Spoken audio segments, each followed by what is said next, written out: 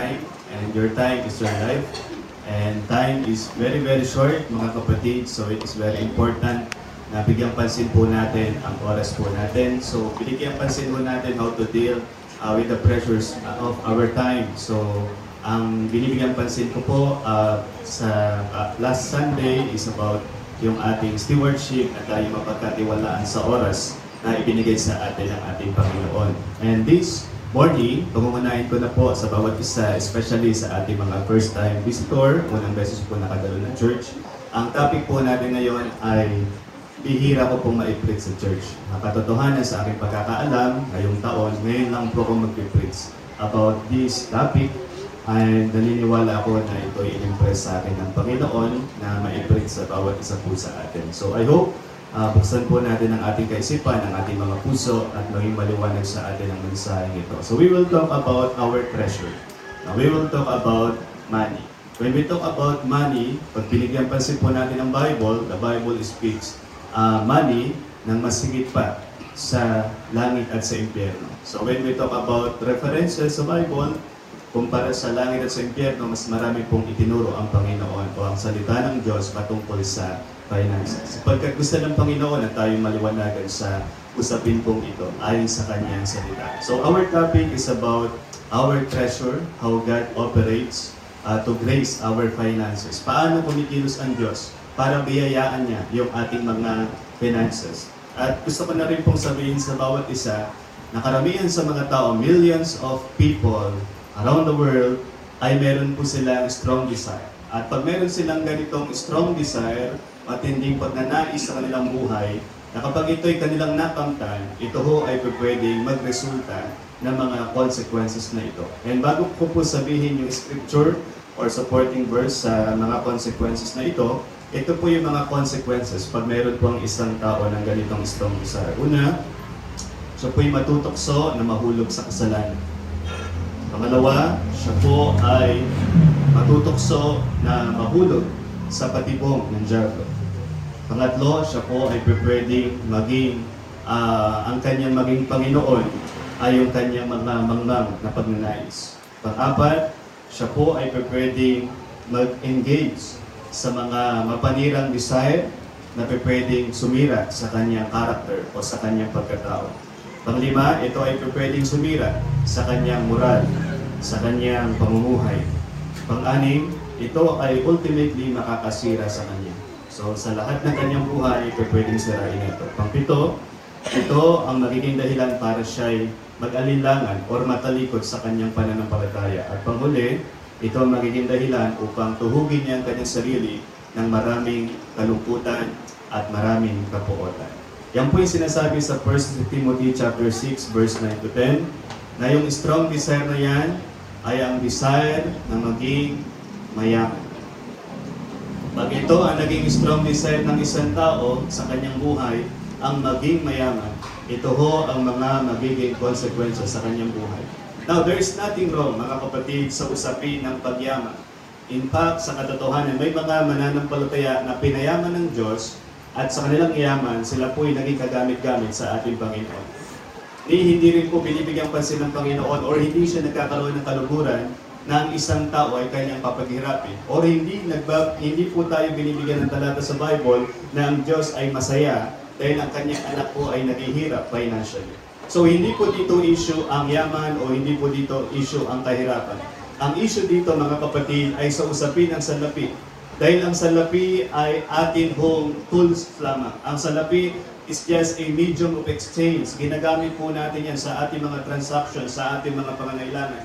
Pero yung ating salapi ay hindi dapat mag-master sa ating buhay. Hindi ito dapat maging Panginoon natin. Amen? That's why the Bible says, for the love of the money is the root of all evil. Ang pag-ibig sa salapi ay ugat ng lahat ng kasamaan. So there is nothing wrong na maging mayaman. There is nothing wrong na pasaganayin ng Panginoon sa finances. In fact, yan po ay kanyang desire sa kanyang mga anak.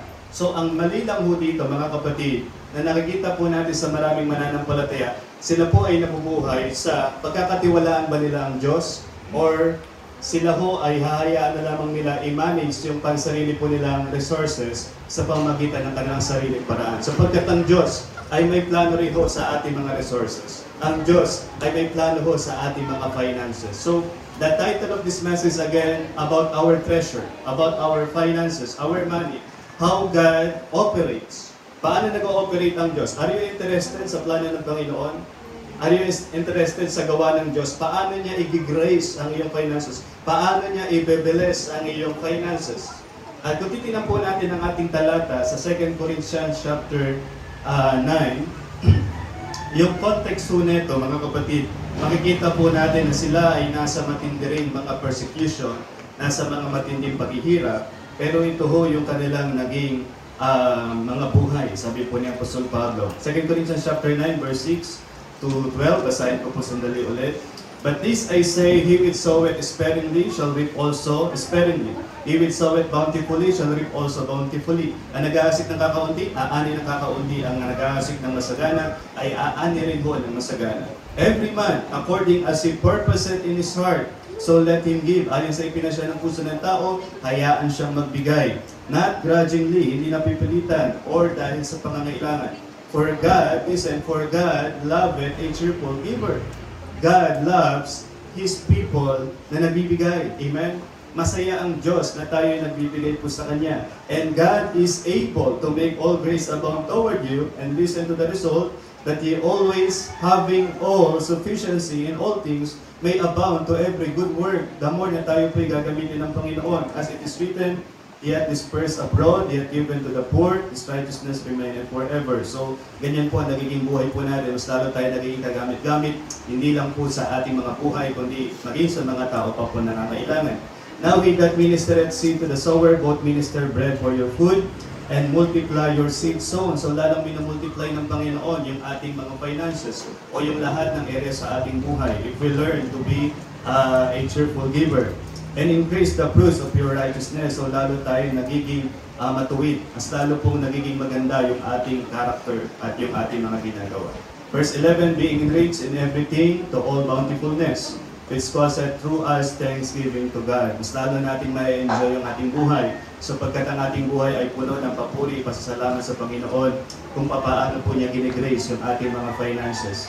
Verse 12, for the administration of this service not only supplieth the wants of the saints, but is abundant also by many thanksgivings unto God. Hindi lang ikaw nagpapasalamat sa Diyos, kundi pati buhay ng ibang tao nagpapasalamat sa Diyos dahil sa pamamagitan ng iyong buhay na nagiging daluyan ng pagpapala sa kanila. So, makikita po natin mga kapatid, two things na gusto ko pong makita natin in this message, the plan of God for His grace to our giving sa ating finances, and then yung kanyang purpose. So, the plan and the purpose of God kung paano po niya i-grace yung ating pong mga finances. So this morning, kailangan mong magpasya. Gusto mo bang biyayaan ng Diyos ang iyong mga finances or not? Again, mga kapatid, this message is very rare. No? Ngayon ko lang ho maipipreach ang sa usapin ng finances ngayong taon kong ito. And maybe wala na pong kasunod ulit ngayong pong taon ito. So listen very well. At pakinggan natin kung ano ang paggilos ng Panginoon sa usapin ng ating finances. So God's plan for gracing our finances. It means, pag sinabing gracing our finances, ine-express ng Diyos yung kanyang favor, yung kanyang pabor sa ating mga finances. No matter who we are, no matter kung ano man po yung kalagayan natin ngayon, anong estado ng ating buhay, ano yung ating trabaho, or wala man tayong trabaho, if we will learn this message, mga kapatid, makikita po natin yung plano ng Diyos o yung gawa ng Diyos sa ating mga finances. So what is the plan of God sa ating pong mga finances? Number one, He desires to bless us financially. Dahil makikita po natin, He loves cheerful givers. Ang Diyos, mga kapatid, ang nagtuturo sa atin na tayo ay magbigay. Amen? At hindi tayo tinuturuan ng Diyos na magbigay dahil wala tayong maibibigay. Kaya tayo tinuturuan ng Diyos na magbigay kasi meron siyang ibinigay sa bawat isa sa atin. So ang Diyos ang nagbigay sa atin ng anumang bagay na ating maibibigay para po sa Kanyang gawain at para po sa mga bagay na magdudulot ng kaluwalhatian po sa Kanya. So He desires to bless us financially. Hindi tayo pinagraramutan ng Diyos. Hindi tayo nililimitahan ng Diyos. Tayo ang nagbibigay limitasyon sa Kanya. Ang gusto ko pong sabihin, mga kapatid, ang Diyos, nais niya na i-bless tayo financially. Nais ng Diyos, mga kapatid. Kaya tinuro niya sa atin yung isang napakahalagang prinsipyo, the principle of sowing and reaping. Sinabi po sa talata, ang nag-aasik ng kakaunti ay aani ng kakaunti. Ang nag-aasik ng marami ay aani ng marami. It means, kung hindi ka nagasik, hindi ka pwede mag-expect na ikaw ay aani. At the same time, kung gaano ang iyong inasik, ganoon din ang iyong aanihin. So napakahalaga na makita ho natin sa buhay po natin, before we question God, kung paano po niya binibless yung ating finances, tanungin muna natin ang ating mga sarili, do we apply His principle? Do we apply His teaching? Ina-apply ba natin yung kanyang tinuturo? Ano yung tinuturo niya? Ang pag-aasik at ang pag-aani. Ito po ay applicable sa lahat ng area ng ating buhay. Na tinuturuan tayo ng Panginoon na huwag tayong maging tamad. Tinuturuan tayo ni Lord na huwag tayong maging maramot. Tinuturuan tayo ng Panginoon na tayo ay maging masipag para sa mga bagay na makapagbibigay ng kapurihan sa Kanya. So napakahalaga, mga kapatid, na makita natin ang ating sarili na ang plano ng Diyos para i-grace yung ating mga finances ay magpasabot tayo sa Kanyang turo sa principle of sowing and reaping. Napakahalaga po niyan. And then makita ho natin na ang Diyos, iniibig niya ang mga nagbibigay ng masaya. Maliwanag po yan sa talata na ating binasa. Amen? God loveth a cheerful givers. Ano man ho ang ating ibinibigay, ang ating oras, ang ating pag-ibig, ang ating talento, at ang ating finances, iniibig ng Diyos ang nagbibigay ng masaya. Ibig sabihin, mga kapatid, tayo'y hinihikayat ng Panginoon na magbigay sa Kanya. Tayo hinihikayat ng Panginoon na tayo ay maging cheerful givers. Sapagkat meron siyang plano, meron siyang gustong gawin, at meron siyang gustong ipagkilos sa buhay natin. So He will provide all we need in order to do good. Yun po yung makikita natin sa verse 8. Sabi po dyan, and God is able to make all grace abound toward you, that ye always having all sufficiency in all things may abound to every good work. Nais po niya tayong i-bless upang tayo ay makagawa ng mabuti. That's why ang buhay po natin, mga kapatid, para ma-enjoy natin, magkaroon tayo ng fulfillment, matutunan natin ibigay yung buhay natin sa ibang tao. Matutunan ho natin, mga kapatid, gumawa ng mga masasabi rin ho nating mga kawang gawa. Matutunan po nating maging mapagbiyaya sa buhay ng ibang tao. That is the plan of God. Kung bakit niya gustong i-bless tayo financially upang nang sa gayon sumagana tayo sa maraming gawang mabuti. So there's nothing wrong na tulungan ng community. There's nothing wrong na suportahan ang mga bagay or ang mga tao na nangangailangan sa mundong ito, lalo na po kung binibless tayo or ginigrace tayo ng Panginoon sa ating mga finances. So God's plan for our finances, napakahalaga na makita natin, kaluguran ng Panginoon ang mga sumusunod sa Kanyang kautusan.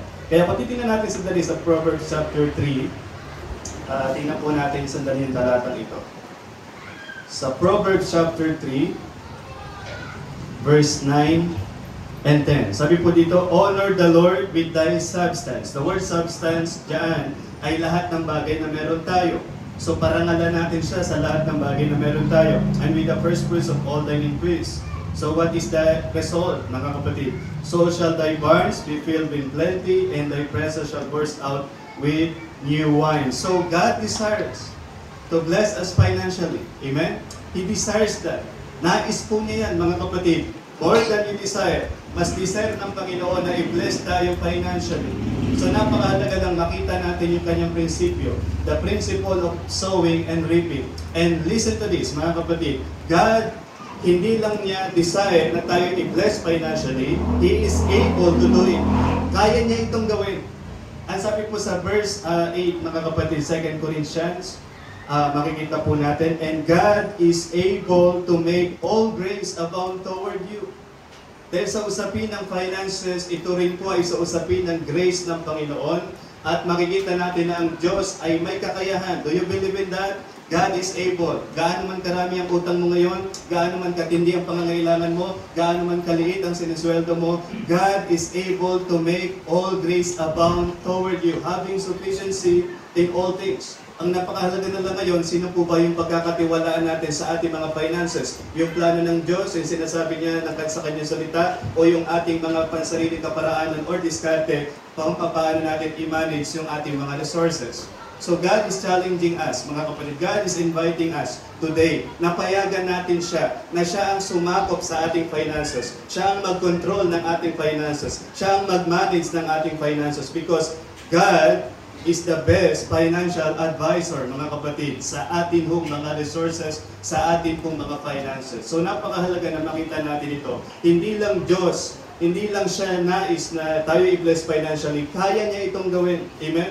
Sino man tayo, ano man yung kalagayan natin ngayon, gaano man tayo kahirap ngayon, kayang i-bless tayo ng Panginoon. He is able to do it, mga kapatid. Ang Diyos ang nagbibigay ng oportunidad, ang Diyos ang nagbibigay ng pribilehiyo, ang Diyos ang nagbibigay ng lakas, ang Diyos ang nagbibigay ng potensyal, ang Diyos ang nagbibigay ng pagkakataon sa anumang mga bagay na pangangailangan po natin. As long as na makita ng Diyos na tayo may obedient heart at tayo generous, mga kapatid, ang Diyos ay handa na magbukas ng anumang oportunidad at pagkakataon sa buhay natin sapagkat hindi niya lang ito desire, kaya po niya itong gawin, mga kapatid. Kaya niya itong gawin.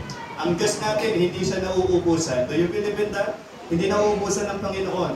No matter what you give, gaano man karami ang iyong binibigay. I'm not saying, i-alay mo lahat ng pwede mong i-alay. Lalo na po kung hindi naman pa po yun, estado po ng ating pananampalataya. All I am saying, mga kapatid, gaano man karami ang ating ibinibigay, ang Diyos natin, hindi natin siya kayang ubusan. Gaano man kalaki ang aking ibinibigay, hindi yun masihigit sa ibinibigay ng Diyos sa atin. Kaya kung tayo ho, mga kapatid, ay sinasabihan ng Diyos na tayo ay magbigay, so let Him give, not grudgingly or of necessity, ang Diyos din ang nagbigay sa atin ng dahilan or nagbigay sa atin ng kakayahan para tayo makapagbigay at siya rin ho ang magbibigay sa atin ng biyaya sa anuman ho natin ibinibigay. Sa kung paano man ho natin ipinagkakatiwala sa Kanya yung ating mga finances. So ang Diyos is perfectly able na tuparin lahat ng Kanyang mga pangako. Kaya kung meron tayong pagkakatiwalaan sa ating finances, walang iba kundi ang pangako ng Diyos. Hindi ang pangako ng ating boss na promotion. Hindi ang pangako ng mga tao na pwedeng may connection sa kung ano man pong mga larangan sa buhay na ito. Ang pangako na pwede nating pagkatiwalaan sa ating finances ay ang pangako ng Diyos. That's why, mga kapatid, kahit anong offer sa mundong ito, kahit gaano karaming pera yan, kahit gaano kalaking sahod yan, kahit gaano kagandang posisyon yan, kung hindi yan ang kalooban ng Diyos sa aking buhay, hindi ko dapat yung puntahan, hindi ko dapat yung sundin, sapagkat alam ko na ang Diyos ay may kanyang plano para sa aking mga finances. Siya ang bahala sa aking buhay. Yun ho ang dapat po natin makita. God is able, mga kapatid. At huwag nating payagan na ang pera ang maging Diyos sa ating buhay. Ang pera, mga kapatid, ay dapat ginagamit lamang natin as a medium of exchange sa ating mga pangangailangan. Hindi ito dapat natin maging Panginoon. Hindi ito dapat natin maging Diyos. Amen? Sapagkat pag yung pera na ang nag-control, ang nag-master sa iyong buhay, ito ay magre-resulta ng mga hindi magagandang consequences. So, napakahalaga na makita natin ang ating sarili. Are we a generous people? Tayo po ba'y mapagbigay ng mga Kristiyano? Ano po ang resulta ng generosity, mga kapatid?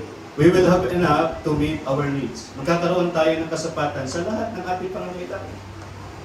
Ang sabi po dyan, maliwanag, and God is able to make grace abound toward you that ye always having all sufficiency in all things. Sa lahat ng bagay kayo ay magkakaroon ng kasapatan. So God is able na tayo po ibigyan ng kasapatan na matugunan ang ating mga pangangailangan.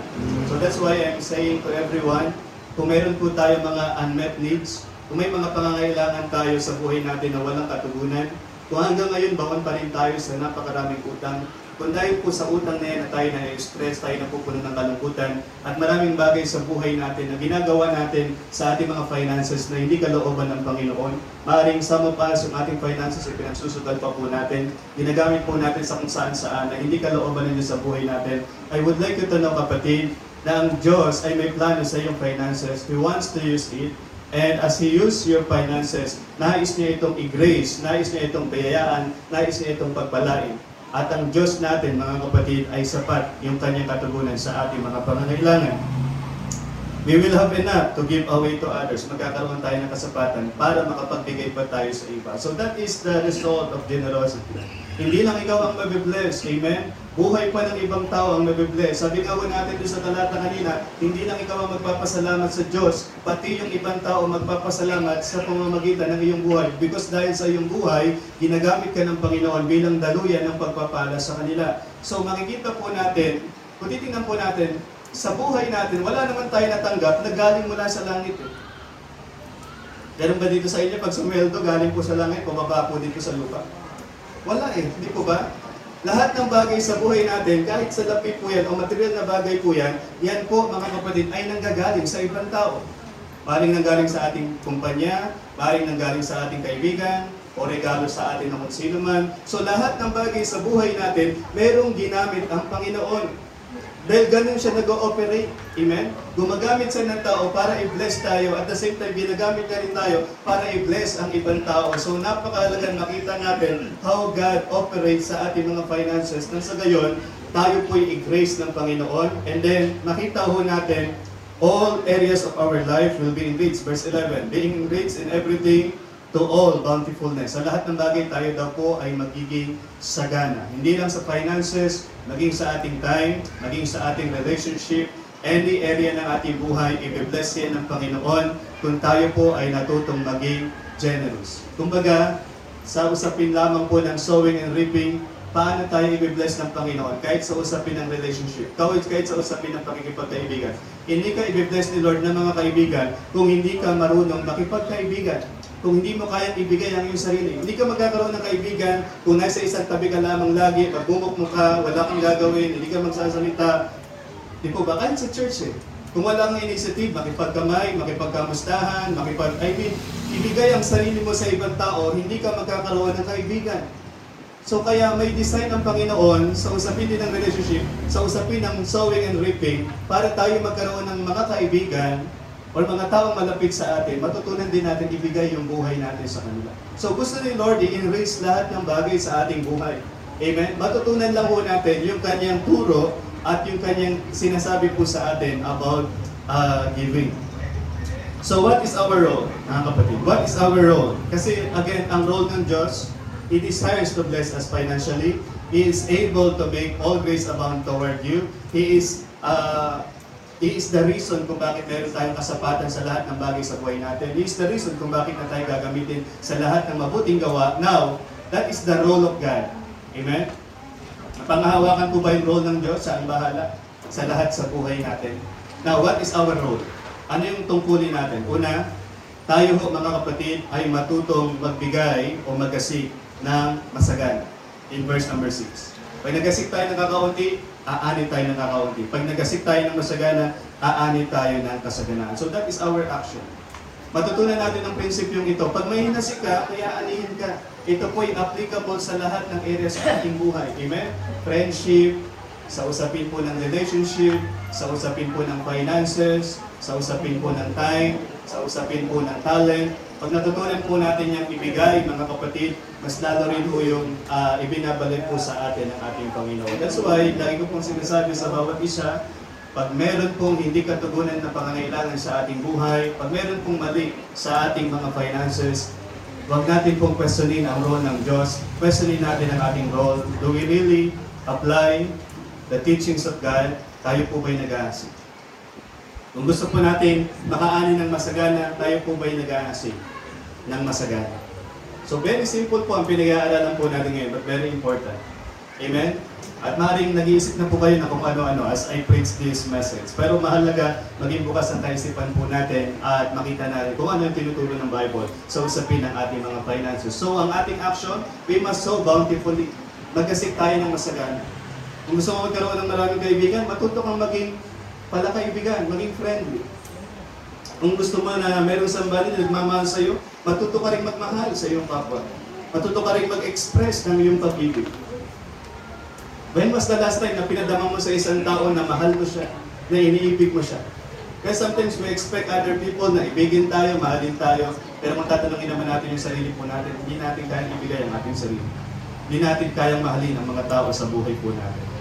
So, napakahalaga, makita natin yung action natin. We must sow bountifully, and then what is the attitude? We must give cheerfully. Tayo po'y magbigay ng masaya. For God loveth a cheerful giver. Ibig sabihin, ibinubuhos natin ang ating sarili willingly and not grudgingly. Ibig sabihin, hindi tayo napipilitan, hindi mabigat sa loob natin. That's why, pag, halimbawa, hanapin natin yung taong pinakamalapit sa iyo. Maaaring magulang mo o kaibigan mo at tanungin natin sa usapin ng generosity. Ito bang taong ito ay generous? Ano kayang sasabihin nila? Ano kayang impression nila dun sa buhay natin? Sasabihin kaya nila, yes, no, siya ay very generous person. Or yung iba po ay, di ba, iiling-iling. Dahil hindi po yun yung makita sa ating buhay. So, napakahalaga makita sa atin ang generosity dahil meron pong gustong gawin sa ating Panginoon. At ang attitude po natin, mga kapatid, magbigay tayo ng masaya. What is our attitude? Wala naman pong masama kung tayo po yung nag-offer sa gawain ng Panginoon. That is very good. Pero anong attitude natin? Masaya po ba tayo? Halimbawa, Sunday pa lamang, di po ba Saturday? Naisip mo yung giving sa church, sa gawain ng Panginoon. Are you excited na umatin ng church? Amen. Or iisipin mo naman, Sunday na naman, kailangan ko naman magbigay ng aking... Diba? Sa totoo lang, wala naman po tayong sapilitan sa church eh. Amen po ba? Wala naman pong ganun. Pero baka lang mayroong tayong damdamin na pag-a-attend tayo ng church, masyado tayo napipilitan. Magbigay, magkaloob, at gawin kung ano man yung iniaata sa atin ng ating Panginoon. Sa lahat ng bagay sa buhay natin, kahit gawaing bahay po yan, napakahalaga gawin natin yan ng masaya tayo. Hindi tayo nagdadapog, hindi masama yung loob natin. Hindi maraming question, mga kapatid. So, napakahalaga, we must give bountifully, so bountifully, and we must give cheerfully. That should be our attitude bilang mga mananampalataya. So, napakahalaga, makita natin ang mga bagay sa buhay natin, huwag nating limitahan ng Diyos na tayo ay Kanyang pagpalain. Paano natin nililimitahan ng Diyos sa pagpapala niya sa buhay natin? Pag nakikita natin yung mga bagay na meron tayo, nasa atin lang yun. Dahil lahat ng bagay sa buhay natin, it all belongs to the Lord. Amen? Lahat ng bagay sa buhay natin, our time, our talent, our treasure, our testimony, everything sa ating buhay, it all belongs to the Lord. Kaya ang pinakamalaking achievement na pwedeng maranasan ng isang tao ay ang gamitin ng Diyos na kataas-taasan. So napakahalaga na makita natin yung plan of God for gracing our finances. And then the second thing is God's purpose for gracing our finances. Ano yung purpose ni Lord? Bakit niya tayo gustong i-bless financially? Bakit gusto niya tayong bigyan ng masasabi po natin kasaganaan sa usapin ng finances? What is the purpose of God? Number 1, so that our needs will be met. Upang ang ating mga pangangailangan ay magkaroon ng katugunan. Amen? That's the desire of God. That's the purpose of God. He wants our needs na yun po'y magkaroon ng katugunan. Kaya kung tayo po'y nag-aalala, lahat ng bagay sa buhay natin, pwede tayong matakot. Sa usapin ng kalusugan, natatakot tayo. Sa usapin ng pamilya, natatakot tayo. Sa usapin ng trabaho, natatakot tayo. At sa usapin ng pera, maaaring natatakot tayo. Ang Diyos ay merong kasagutan ho dyan. And that is generous giving. So napakahalaga makita natin, our needs will be met.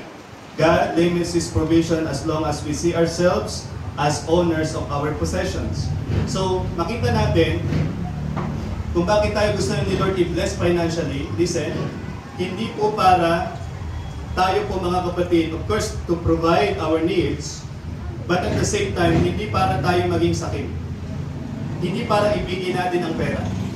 Hindi para tayo po mga kapatid ay maging sarado yung ating kamay. Ang reason kung bakit tayo gusto ni Lord i-bless financially, and if God makita niya ito sa ating puso at makita niya ito sa ating buhay, this kind of attitude, this kind of action, naniniwala ko mga kapatid, from the Word of God, handa tayo i-bless ng Diyos and able siya na i-bless tayo financially. Ang napakahalaga lang mga kapatid, iiwasan natin yung buhay na meron tayong, tawag dito, na meron tayong reservoir. Okay, masyado tayong maraming gustong iniipon sa ating buhay. Minsan nagpe-pray tayo sa Lord, Lord, please bless me financially. Bless my needs, Lord. Provide my needs. Pero ang ginagawa natin, nakagantuho tayo. Kahit gaano po kalaki ito, mga kapatid, pwedeng isang dangkal lang po yung lalim niya. At pwedeng hanggang sa atin lang po yan. That's not the design of God para i-bless na tayo financially. Ang purpose ng Panginoon, hindi tayo nakaganyan. Dapat nakaganto tayo. Ibig sabihin, mga kapatid, gusto ng Panginoon, kung ganyan lagi tayo, isang dangkal lang ang pwedeng sukat po niyan. Pero pag nakaganyan tayo, mga kapatid, kahit napakahaba po niyan, kahit ilang milyong kilometro po ang ang pwedeng marating po niya. Ang gusto kong sabihin, mga kapatid, nililimitahan natin ng Diyos na i-bless ang ating buhay kasi lagi tayo nakaganto. Lord, i-bless mo ko. Lord, punuin mo ko. Lord, i-provide mo yung aking needs hanggang sa atin lahat. Pero pag meron tayong heart and action, na tayo naging generous person, na tayo nagiging channel of blessings, God, listen, God is more willing and able na i-bless tayo financially. And you know what, to be honest with you, church, mga kapatid, pag may nakikita akong members na I really felt and I really saw yung kanyang generosity sa mga bagay ng Panginoon, hindi ako nahiya ipag-pray kay Lord, Lord, i-bless niyo ang taong ito financially. Gusto nakikita ko yung buhay, ginagamit ng Panginoon eh. So hindi nakakahiya, mas may confidence tayo ipag-pray kay Lord, Lord, i-bless mo itong taong ito financially because alam po natin, of course, sa atin lang po yung, hanggang kaisipan lang po natin bilang tao po yun, na meron tayong at least confidence na ang taong ito ay mas gagamitin ng Panginoon na maging channel of blessings kaysa siya po ay maging sakim sa kanya pong mga finances. So, ang purpose ng Panginoon kung bakit po niya tayo ginigrace finance sa ating finances, hindi para magkaroon tayo ng bangat, hindi para magkaroon tayo ng reservoir. Ang gusto ng Panginoon para tayo ay maging open-handed, maging channel of blessings. So, ask yourself this very morning, are you a channel of blessings? Nakikita ka ba ng Diyos na daluyan ng pagpapala? Are you a generous giver? Because God's focus, listen, is generosity, not prosperity. Yung prosperity ay maaaring produkto or byproduct ng generosity.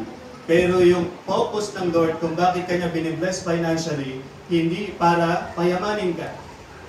Ang reason kung bakit ka binibless ni Lord financially ay para maging generous ka. Yung pagyaman, listen, ay pwedeng produkto kasi makikita naman po natin, God is able to make all grace abound toward you at mas lalo kung ginagamit ng Panginoon, pinapayaman po ng Panginoon, lalo na po sa usapin ng mga mabubuting gawa. So mas lalong ginagamit po ng Panginoon. So makikita ho natin, ang focus ng Diyos ay hindi prosperity, kundi generosity. Pag may binigay sa iyo, ang gusto niyo maging generous tayo.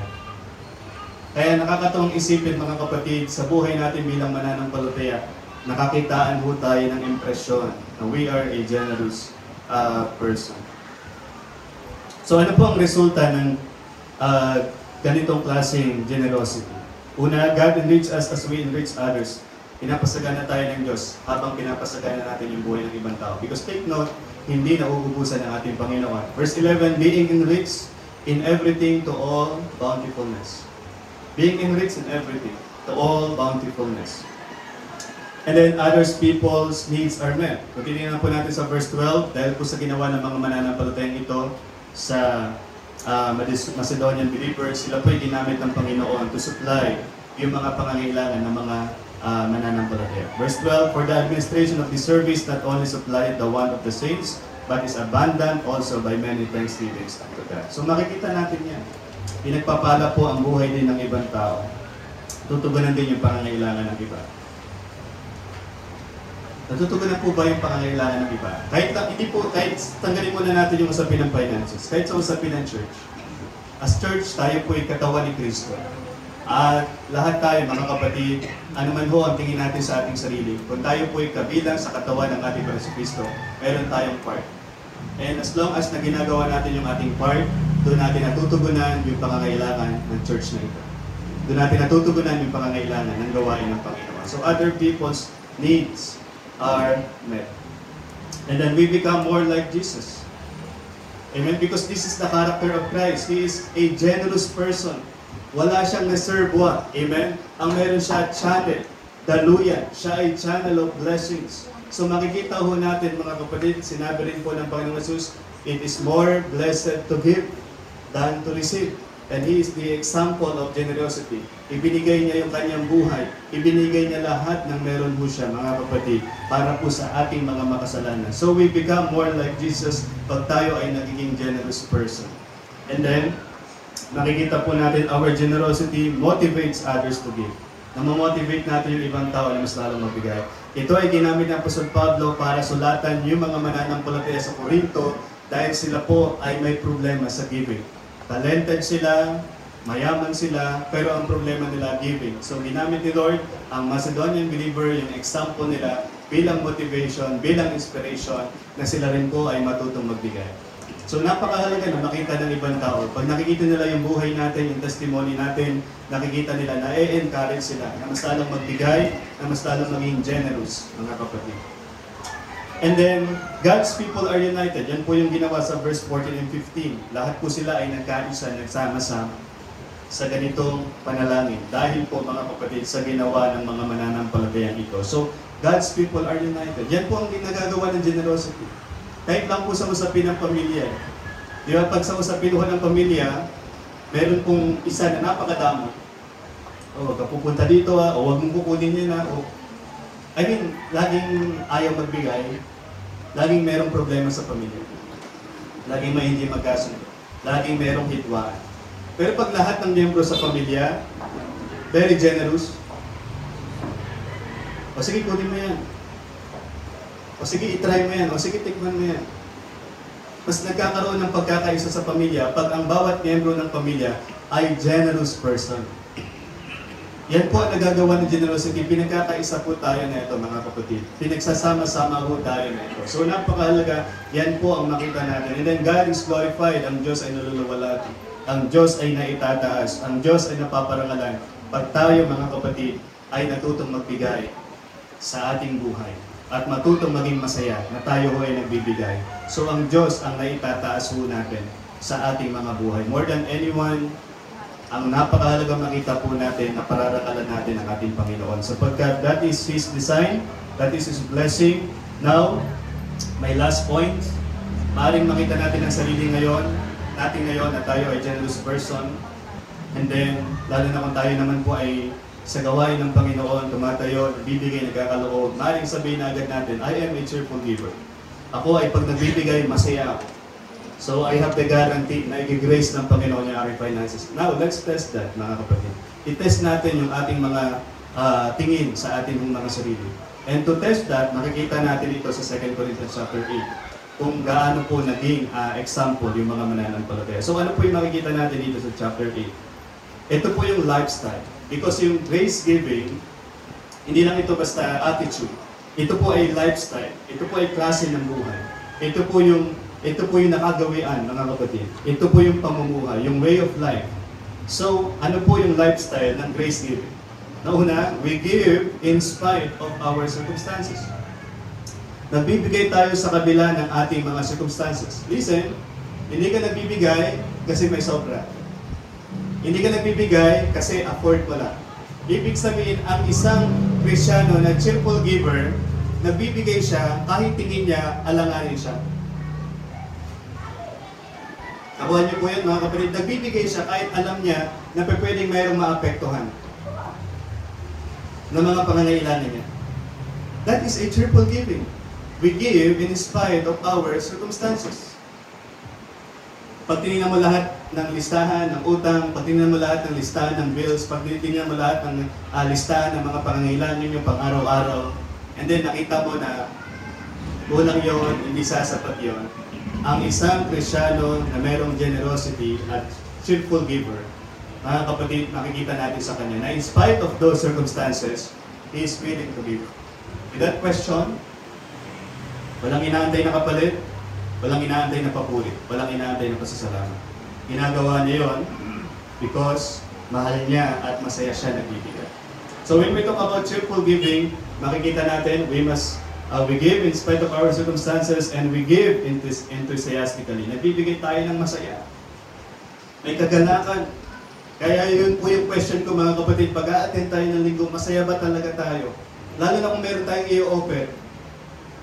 Diba? Yun ba, kasi alam naman po natin ito, hindi naman po ito sa iba eh. Pag sweldo mo, ang karamihan sa atin, itinatabi na po natin yung dapat natin ibigay sa Panginoon. Are you excited na umattend kasi may ibibigay ka? Or, Lord, may bibigyan na naman. Para nag-aalinlangan ako umattend ngayon, Panginoon. So, a cheerful giving, mga kapatid, we give enthusiastically. Masaya tayo nagbibigay. Masaya tayo naglalaan ng oras.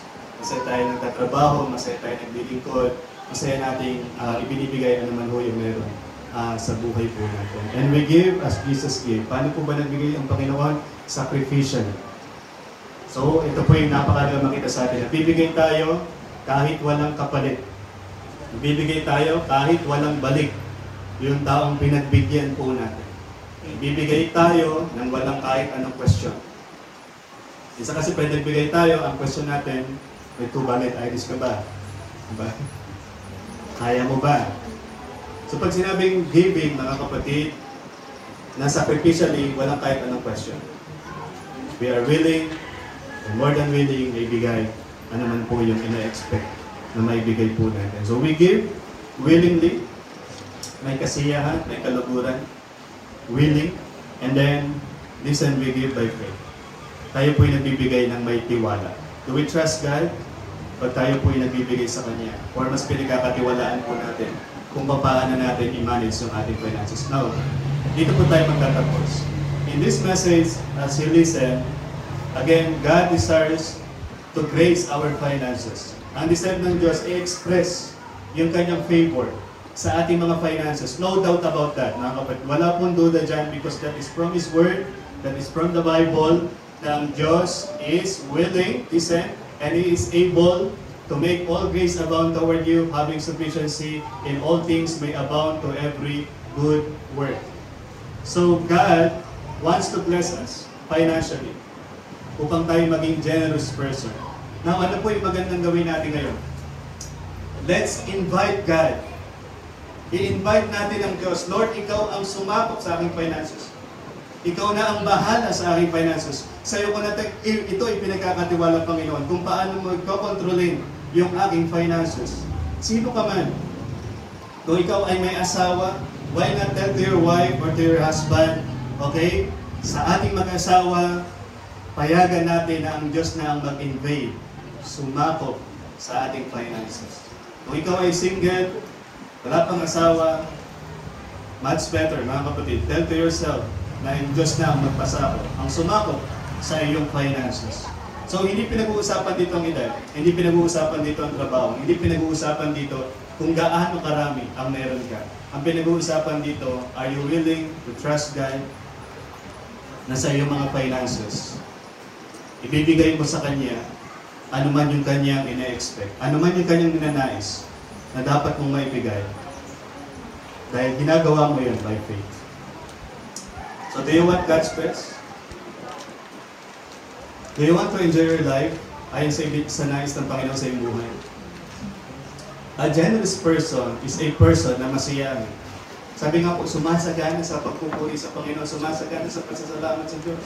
Hindi lang siya, pati buhay ng ibang tao nagpapasalamat dahil sa kanyang buhay.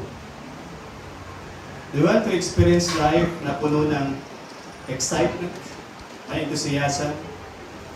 Do you want to see your life na ikaw ay willing na nagbibigay? Do you want to experience the best of God? Do you want to experience the awesome blessings of God? Hindi limitadong pagpapala ng Diyos. Then, just one decision. Lord, I will give by faith. By faith. Tayo po tayong lahat, mga kapatid, for our short prayer. Kagaya ng ating oras na napakahalaga, the same thing with our treasure. It's very important in the sight of God.